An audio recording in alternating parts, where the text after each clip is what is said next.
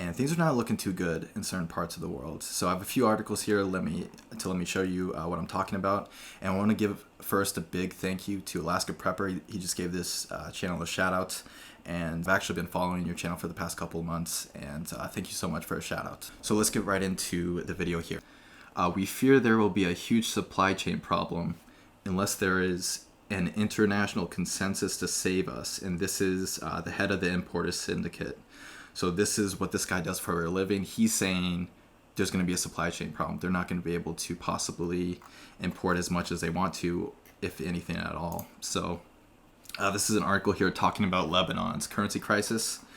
And this kind of feeds into the, for the past couple of videos, I've been saying like, whenever like a currency collapses and there's a hyperinflation, like there's always food shortages. And what's happening in Lebanon, unfortunately, right now in the past couple of months is just another example of that point. Like their currency has really taken a hit, and they're having a hard time getting food now.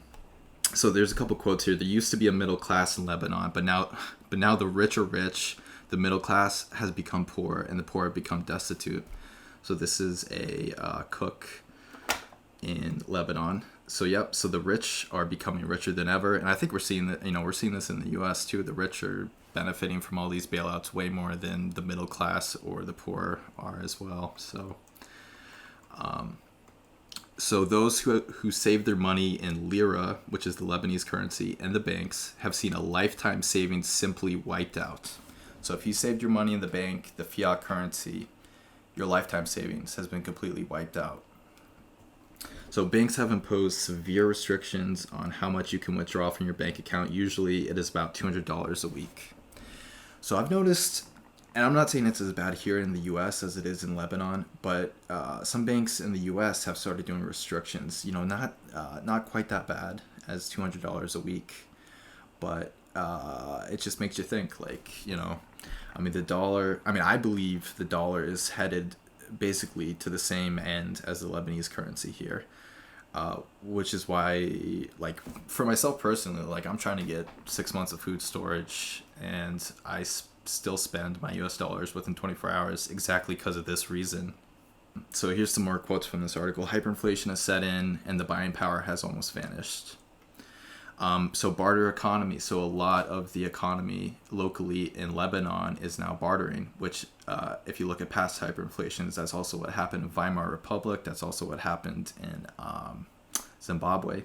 So here in Lebanon, people are trading gym equipment is being exchanged for canned food.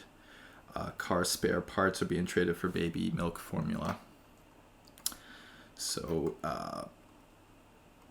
so having some things to barter, if you have the means to do so, or maybe a little bit of silver, a little bit of gold, if you can afford to do so, would not be a bad thing to have, because in Lebanon's currency collapse, it looks like they have resorted in some ways to a barter economy.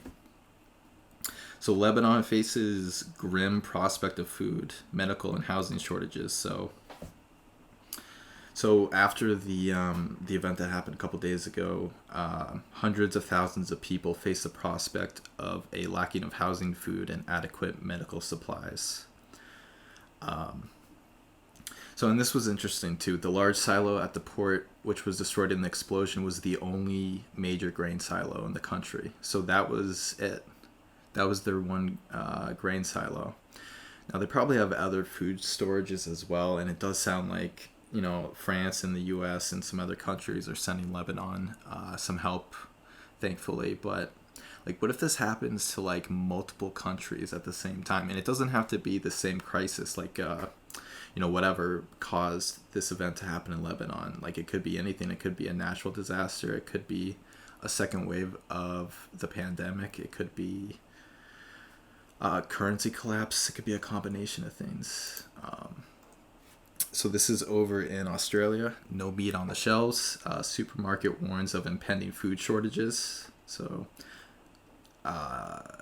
looks like they're having another second wave of lockdowns, at least over in Australia, to try to stop the pandemic from taking off. And there's some meat shortages going on in some Australian stores there. So fears of food shortages with Melbourne and total lockdown. So The Premier urges calm amid surge in demand at supermarkets as most shops shut down for 6 weeks.